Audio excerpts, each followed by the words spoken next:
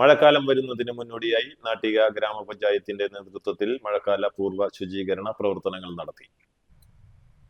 നാട്ടിക ഗ്രാമപഞ്ചായത്തിൽ വിവിധ വാർഡുകളിൽ നടക്കുന്ന മഴക്കാലപൂർവ്വ ശുചീകരണ പ്രവർത്തനങ്ങളുടെ നാട്ടിക പഞ്ചായത്ത് തല ഉദ്ഘാടനം തൃപ്പയാറിൽ ശുചീകരണ പ്രവർത്തനങ്ങൾക്ക് തുടക്കമിട്ടുകൊണ്ട് പഞ്ചായത്ത് പ്രസിഡന്റ് പി വിനു ഉദ്ഘാടനം ചെയ്തു.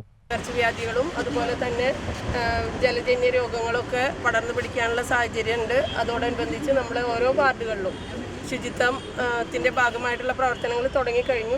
ഇന്ന് പഞ്ചായത്ത് തലത്തിൽ ഇപ്പോൾ നമ്മൾ തൃപ്പയാറ് പാലം മുതൽ തൃപ്പയാറ് സെൻറ്റർ രണ്ട് സൈഡും ഒക്കെ വൃത്തിയാക്കുകയാണ്. ഇനി തുടർന്നും വാർഡുകളിലുള്ള പ്രവർത്തനങ്ങളുമായിട്ട് നമ്മൾ മുന്നോട്ട് പോകുന്നതായിരിക്കും.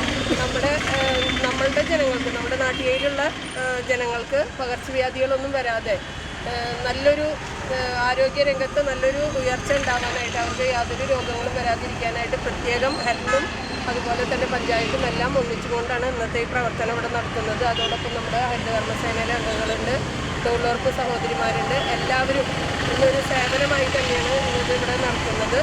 അപ്പോൾ എല്ലാവർക്കുമുള്ള അഭിനന്ദനം അറിയിച്ചുകൊണ്ട് ഈ ചടങ്ങ് ഔപചാരികമായി ഉദ്ഘാടനം ചെയ്തതായി അറിയിക്കുന്നു.